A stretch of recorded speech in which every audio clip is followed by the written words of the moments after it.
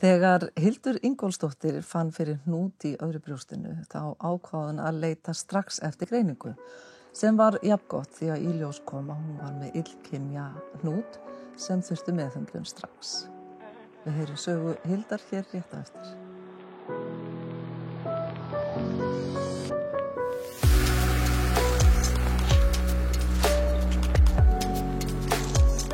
Hildur, hvernig fannstu þennan hnút?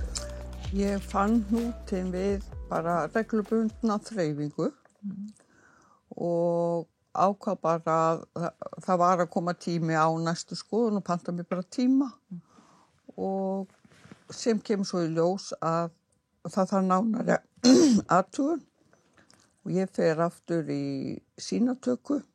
Hún að vísu leiddi í ljós að þetta væri ekki krabbamein og til vonar og var ég send eftir hálfa mánuð til skurðlæknis og hann ákveður ég býði 3 mánuði og þá vilja ég taka nýtt sýni.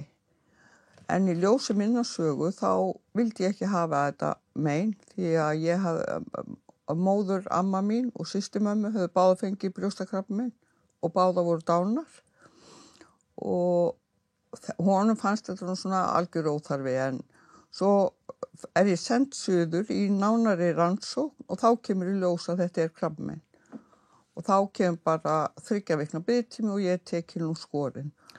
Og þeir vonuðust til að þetta væri staðbundið krabbamein sem og svo var ekki. Þetta var að fara að dreifa sér bæði í brjósti og í eitla.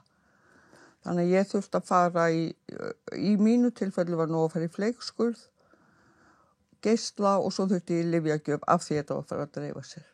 Förum aðeins í þennan tíma þar sem þú þurftir að bíða eftir niðurstöðunni. Hvernig sá tími?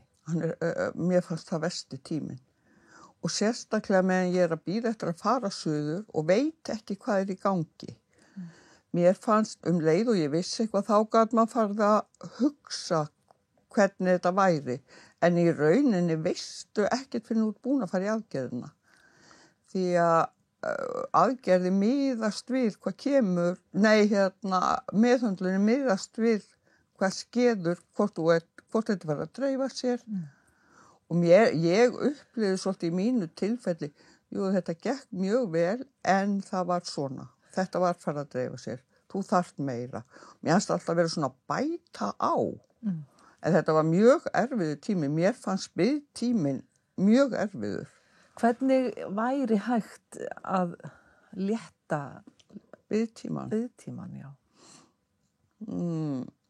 Það væri hægt með meiri fræðslu. Mér fannst vanta að, þegar þú greinist, þú fær náttúrulega áfall og þú vilt bara losna við þetta bara núna. En þetta ekkert svona. Ég sá mynd með þýskri konu þegar ég í lyfjagjöf. Ég hefði séð þessa mynd áður en að ég fór í mitt ferli. Af hverju? Hún tekur sér tíma í að ákveða, vill hún, í hennar tilfelli þurfti að taka brjóst og hún vildi það. Svo var spurningin, vildi hún uppbyggingu eða ekki? Og hún ákveður, tók sér alveg 3 mánuði, ég sagði nú samt ekki í mínu tilfelli að ég gæti beðið svo lengi. En mér fannst þetta samt svo frábært. Að hún gaf sér tíma til að spá í þetta. Hún ákveður svo að fara í brotnaðum brjósti og enga uppbyggingu og ákveður kjölfarið að minnka hitt brjósti þannig að munurinn sé minni.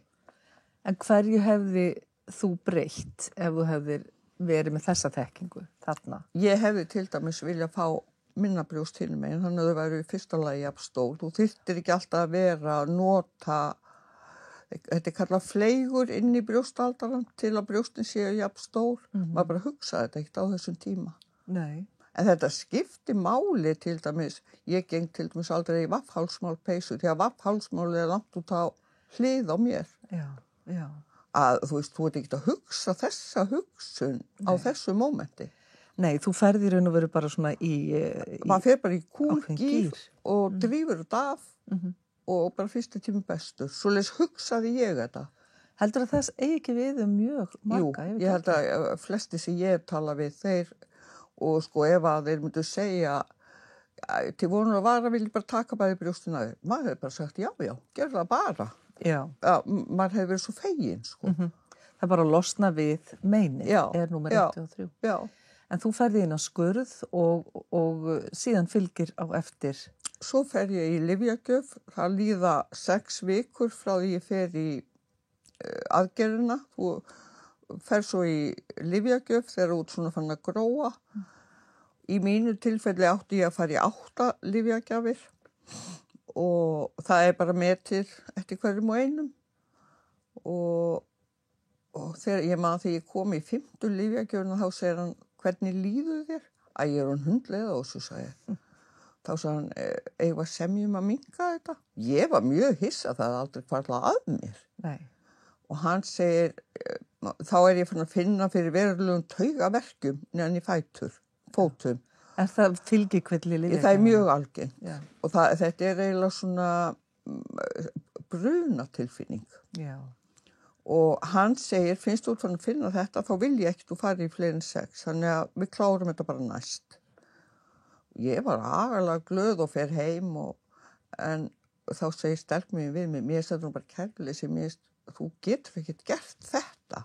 Og ég segi, hann væri ekkert að ráðleggja með þetta nema það væri í lagi. Því hann sagði, sko, eftir sem að lyfjagjafnir eru fleiri, þeim er meira að skemma þér. Já. Og í þínu tilfelli held ég að þessa 6 dugir bara. Já. En talandi dóttur þína, hvernig er fjölskyldan samansett? Hvað átt af börnum? Ég á stelpu sem er elst, 2 stráka. Hún er langelst, 8 árum eldri strákurinn og svo á ég yngsti minn er 27 ára í dag, einhverfu strákur. Þannig að þetta var svolítið púsl með hann að maður hugsaði svolítið, nú verð ég að fara að koma honum á einhvern góðan stað ef að ég skildi nú ekki lifið af. Því að ég held að það hugsið að flesti sem greinast með krabbamein. Já. Og ég man að skurðlæknirinn sagði við mig, og ég spurði hann ekki eins og einhvern veginn maður er bara í svo mikilli móðu. Já. Og hann segir, lífslíkurnar hjá þér eru meiri en minni. Ég var svo hissa. Já. Ég ætlaði ekkert að deyja af þessu, sko. Nei. En þú varst ekkert að spurja hann? Nei, ég var bara ekkert að spá í það. Ég ætlaði bara að redda þessu með annari, sko. Já. Þannig að ég var ekkert, ég sennilega hef bara ekkert hleypt í að. Nei. Samt hugsað maður það. Þarna ertu bara rétt, rúmlega 50, þetta er 2012. Já. Þannig að maður er svo sem ekkert alveg tilbúin til að fara rúmlega 50. Nei, og vinnum hans ekki lokið. Nei, langt í frá. En hvernig tók maðurinn og fjölskyldan, hvernig eru svona fréttir fyrir fjölskylduna? Þetta er náttúrulega rosalegt áfall fyrir alla fjölskylduna og þau voru bara stóðu mjög við bakið á mér og það sem ég ákvað studdu þau. Já. En þetta var mjög erfitt. Þau voru, krakkarnir stóru voru mjög hrætt. Sögðu þau þér það eða gafstu? Nei, ekki svo mikið þarna, ekki í berum orðum. Nei. Og á þessu tímabili þá kaupum okkur íbúð í Reykjavík, stóru krakkarnir að flytja suður og það var rosalega gott utanmald, ég átti góðan tíma með þeim því að þú ert náttúrulega 6 vikur fyrir sunnan í Geislum. Þá er ég bara í minni íbúð með mínum börnum. Þannig að við áttum og góðan tíma og þau náttúrulega sáu líka hvernig mér leið og allt var í góðu. Og svo að við líka hjálpa þeim. Já, og það er kannski skiptir svo bara miklu máli að geta haft fólkið sitt nálægt. Já, ég man að stelpan sagði einhvern veginn við mig, maður fer þarna áður en að maður fyrir lyfjagjöfina, þá er mann ráðlagt, fáðu þér hárkollu, þetta er svolítið mál að missa hárið og húur og eitthvað. Og ég fílaði mig aldrei með þessa hárkollu, nota hana aldrei. Nei. Og stelpa mín sá oft þegar vorum að fara eitthvað út, mamma, akkur ferði ekki með hárkolluna? Þá fannst henni það erfitt, sko. Já. Fannst henni eða fannst þér vera mikið hort á þig ef þú varst? Nei, veistu það, ég tók ekki eftir því. Nei. Veistu það, þegar ég kveið því mjög að missa hárið, en þegar það var farið, mér fannst það bara ekkert mál. Það var rosalega heitt þetta sumar, þannig ég var oft ekkert með húfu, sko. Nei. Og ég man einhvern veginn ég lappa upp á Glerártorgi og það einhver maður, hann horfir mjög á mig og ég sem, Guð, hvað maður þetta, þekki hann. Ég ekki manglag, ég sem, Guð, já, að þekki hann mann. Svo allt nei, ég sköllótt, það það sem, Já. ég myndi ekkert eins og netti því. Nei. En fórstu þarna strax að inn í krabbameinsfélagi hérna á Akureyri? Sko, þegar ég er skorin í maí, þá lokað hjá krabbameinsfélaginu, þá var sumarlokun. Svo voru þeir að breyta, þannig að ég fer ekki fyrir en örugglega í nóvember. En mér fannst það æðislegt að fara þarna og mikill stuðningur. Svo fer á stað bara þarna haustið eftir, sem kallað skapandi handverk og spjall og ég þar ennþá eftir 8 ár og þetta bara yndislegt að eiga geta komið þarna þegar ég líður illa, spjalla við einhvern. Ég fór þarna í sálfræði hjálp bara svona til að hjálpa mér áfram og bara þetta ómetanlegur stuðningur sem maður fær. En þessi jafningastuðningur, það að segja að vera inn í hóp með öðrum konum oftast sem hafa gengið gegnum það sama. Hvað gefur það þér? Það gefur bara mjög mikið og sko þessi hópur það við erum ennþá að hittast og við erum bara góði vinir. Og líka þegar þú sér svona fram á að þú nærðir og þú ert búinn, þá það gefur mann svo mikið þegar kemur einhver nýr og þú getur hjálpa á honum. Já, skilað eitthvað tilbaka í hópin. Og líka þegar það gekk vel hjá þér, að þú getur miðla því svolítið áfram. Því að þetta skiptur öllu máli. Já. Hvað tók þessi meðferð all langan tíma? Hvenær varstu laus? Ég fer í aðgerðina í lok maí og ég klára 13. desember. Já. Þá keyri ég heim, það síðasti geislatíminn. Þannig að þú fórst bæði í lyf og geisla. Já. Svo tekur við hormónabælandi meðferð og eftirfylgni náttúrulega, þétt fyrst og svo smá lengist eftirfylgni. Hormónabælandi lyfin fóru mjög illa í mig, þannig að ég ákvað eftir ár að hætta á þeim. Og því ég átti ekkert líf með þeim. Nei. Bæði verkeflega séð og ég var rosalega þreytt að þeim. Þannig að, og ég mjög glöð með það í dag. Já, en þú fékkst að velja. Þú gast komið því á framfæri að þú vildir þetta ekki. Já, við rættum það, ég prófaði önnur lyf og ég prófaði að hætta og byrja aftur og það var mjög áberandi að þetta voru lyfin. Já. Og hann var nú ekki rosalega kátur en hann sagði, þetta samt samvinna. Við erum að vinna þetta saman og endanum ræðu þú. Þú hélst nú þegar að þessu var lokið að nú varu laus úr þessum sjúkdóma frumskógi öllum. Já. En það kom annað í ljós. Við ætlum að fara yfir það á eftir. Tökum smá hlé núna og höldum svo áfram.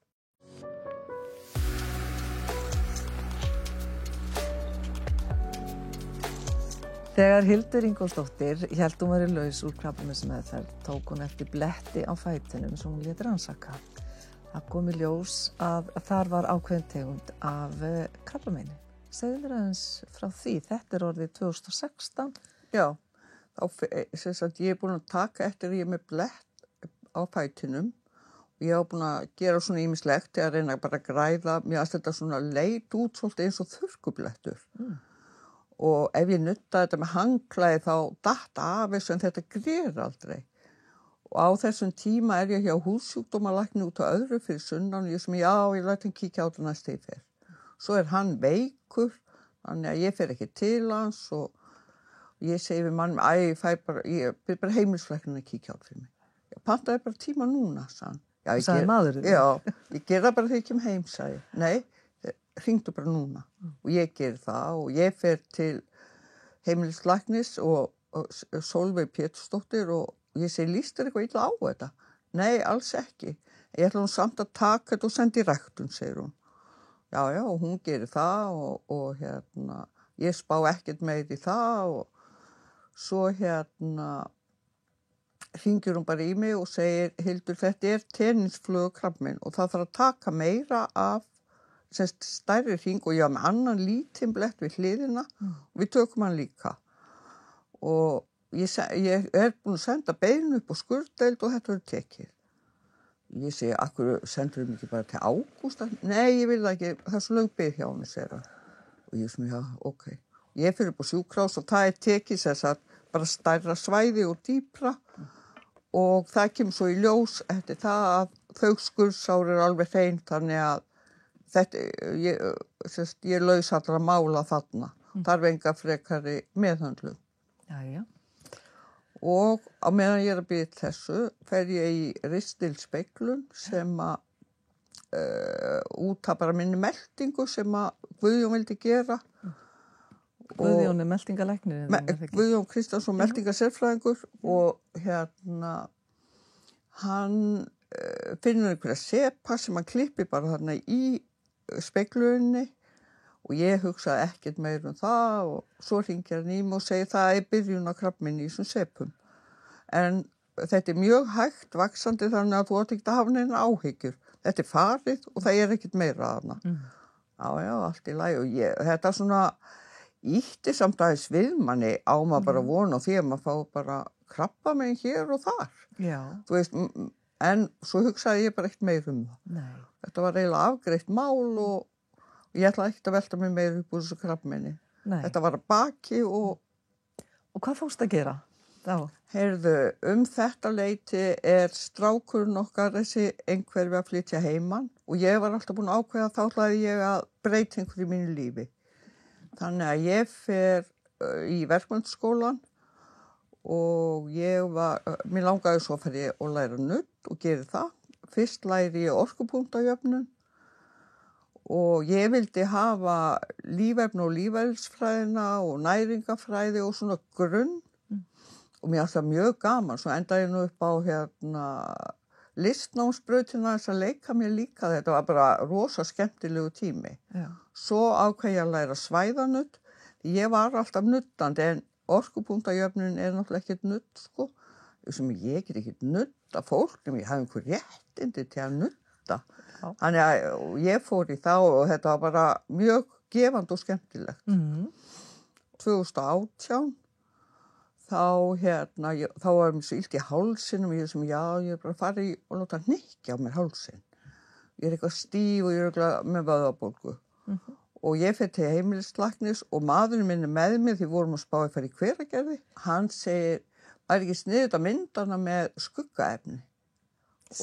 Já, og ég veit ekki af hverju hún datt það í hug. Jú, segir hún, þetta var læknanemi og hún hljópa út og fór að leita sér ráðlegginga og bara mjög fín og svo fer ég í þessa myndatöku og svo hringir hún í mig og segir, heyrðu, það fannst eitthvað í höfðinu á þér.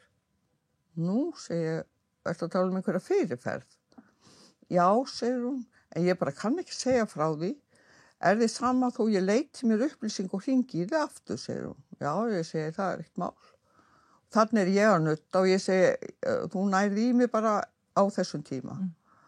Hún hringir svo aftur í mig í hádeginu og ég fyrir að nutta og segir, veistu, ég hef ekki náð í neitt. Þið sama þó ég hringi á morgun? Hún var yndisleg. Já, ekkert mál, segi ég og svo seinni part dags þá hringir í mig taugasérfræðingur og fer að útskýra þetta fyrir mér. Þá ég sem sagt, hann segir, þetta mjög trúlega góðkynja æxli, það hefur þannig útlit og þekkt og ég vil bara fá nánari myndatöku og gefa tíma hjá heila- og taugaskurðlækni. Já, alltaf með það og ég fyrir það og hann segir, þú ekki að hafa neina áhyggjur, þetta yfirleitt mjög hægt vaxandi og ekki vístu þurfi nokkuð til að gera nokkuð. En við fylgjumst náttúrulega með hvernig þetta og mjög trúlega þetta búið að vera þannig í einhver ár.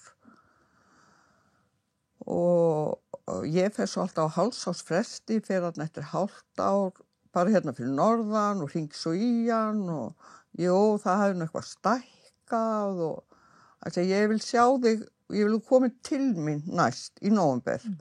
við förum svo suður og þá segir hann þetta bara hefur stækkað það mikið að við höfum eitt meiri tíma. Nú þurfum við bara að taka þetta.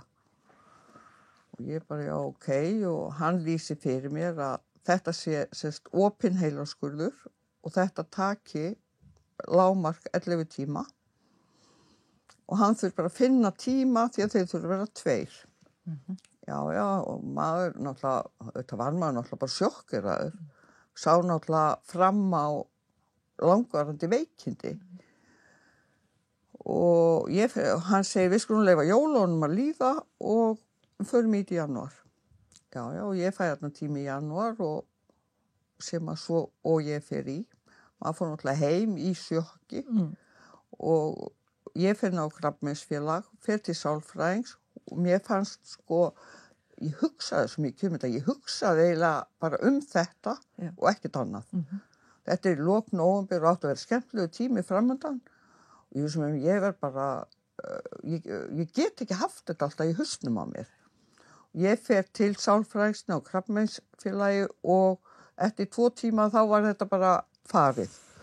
Og Gastu haldið jól? Já, það var ekkert mál. Ég á mjög góða vinkonu sem heitir Hanna Karlsdóttir, hún og maðurinn hennar. Þau eru mikið í andlegu málum og ég var tekin bara í algjört terapi hjá þeim. Já. Ég fer á fundi til þeirra og þau eru að vinna með mig og mér sagt að þeir fari með mér, ég þurfi ekki af neina áhyggjur. En þeir vilja svo sem aldrei segja þeir neitt, þeir segja ekkert lifur þetta af eða eitthvað svoleiðis. En mér fannst andlega að þetta var svakalega mikil hjálp. Og yfirleitt þegar maður fór að hugsa, þá fór ég bara og hringdi eftir heima, má ég kíkja? Já, og maður fór bara og þá voru áhyggjurnar á bak og burt. Já. Því þú ert í þeim aðstæðum, þú getur engu breytt nema bara tekist á við sjálfa þig. Nei.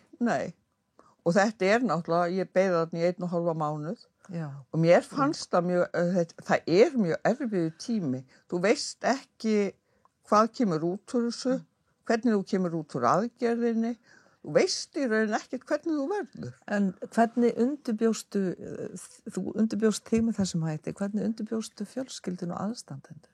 Aðalega bara með spjalli og kannski bara alls ekkert nóg. Í rauninni hefðu þau kannski þurft að fá sálfræðihjálp. Svolítið erfitt strákurinn, miðstrákurinn okkar fyrir sunnan, þannig að þegar maður kom suður þá var hlúð á honum og hann ætlaði að koma með okkur í þetta viðtal en ég held að það kom eitthvað upp á hjá honum þannig að hann komst ekki. Það hefði verið frábært, hans vegna. Já. Því hann hefði farið með okkur einu sinni og þá gat hann spurt að því sem að lá á honum. Já. Því að það þessi hræðsla eins og þú nefnir og orðar að hvernig kemur út úr þessar aðgerð? Já. Maður kannski ekkert endilega að hugsa lífið þetta eða dey. Ég sagði alltaf við þau, ef ég dey, þá verður þetta eitthvað vandamál, þá verður allan ekki mitt vandamál. Það sem maður meira hræddur við að maður skaddist að einhverju leyti, þannig að maður kannski bara náðu sér ekki. Já. En þú fórst í aðgerðina og þeir náðu 40% af æxlunum. Já. Sem þýddi í raun og veru hvaða afleiðingar hefur þetta haft? Í mínu tilfelli hefur þetta áhrif á jafnvægið, þetta hefur áhrif á talið, taugin fyrir tunguna, hún öll hún sundur slitin, þannig aðgerðinni fara einhverjir þræðir, þannig sem þá bara óafturkræft. Tungan lömuð að hluta til hægra megin og raddböndin, svo ertu með svæsnari einkenni fyrst þegar þú vaknar. Já. Röddin var engin, hún hefur nú lagast en svo kannski ekki alveg komið tilbaka en eitthvað sem truflar ekki samt. Nei. En aðalega þetta með talið og jafnvægið. En það bara svo við höldum því til haga, þetta gert hvenar? Á þessu ári það ekki? Jú, ég fer í þessa aðgerð 16. janúar, núna 2020. Já, og svo þurftur að fara til London í júlí. Já, ég fer út í júlí, það var náttúrulega stund á milli stríða, þannig að það var búið að bíða svolítið eftir því að í Gamma-geisla. Já. Því að þeir eru ekki á Íslandi. Nei. Var það ekki bara þó nokkuð í miðju COVID að fara þangað? Sko, í rauninni held ég að ritarinn hafi haft miklu meira áhyggjur en ég. Því Elvar var í sumarfríi og einhvern veginn voru við bara búin að tala ég segi, verður þetta nokkuð fyrir þú kemur úr fríi? Nei, örugglega ekki, segir hann. Og ég var ekkert að spá í þetta fyrir hún hringdi mér dauðbrá. Já. Viltu fara í næstu viku eða þar næstu viku? Og ég segi, á ég að fara strax. Já. Strax, á hún, þú er nú búin að bíða sig hann í apríl. Já. Og ég var bara ekkert komið þangað. Ég var að fara í hálfsmánaðar ferð á húsbílnum meðan ég var að bíða eftir þessu. Sko. Já. Já. Við ætlum á Vestfirði og hafa ógeðslega gaman. Já, það kemur seinna. en segðu mér eftir, nú eru 8 ár síðan þú í raun ferð inn í þessa fyrstu þeytuvindu og þú situr hérna stórglæsileg og flott fyrir fram að mig. Takk fyrir. Hvað hefur þetta kennt þér? Hvernig eiginlega líður þér í dag með hvernig þetta búið að vera? Þetta kennir manni fyrst og fremst kannski að lifa í núinu og hlúa sínu nánustu að það það sem skiptir máli. Ég var mjög upptekin, ég gerði það nú samt aldrei. Ég ætla alltaf að gera bók handa krökkunum þegar ég var í krabbameinsferlinu því að það truflaði mig þegar mamma deyr mjög ung og það var svo margar upplýsingar sem ég vantaði í sambandi við barnaveiki, sprautur og ýmislegt. Já. Ég var eiginlega búin að ákveða, ég ætla að skrifa bók handa þeim og gefa þeim. En ég nú ekki ennþá búin að því, þannig að ég sem ekki verið nógu hrætt. Nei, en það þetta líf í núinu. Já, og að hlúa að sínu nánustu. Ég fann miklu meira fyrir þegar ég fer út af æxlinu í höfðinu hvað krakkarnir voru hrættir. Þau áttu bara mjög erfitt. Já, þannig að tala saman, hafa upplýsingarnar upp á borðinu. Já, skiptir öllu máli. Já. Og hafa þau með í ferlinu.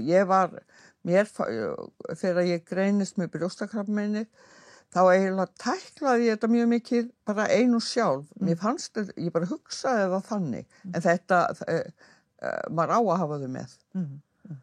Og ég myndi gera það í dag ef ég væri að fara í gegnum eitthvað ferli í dag.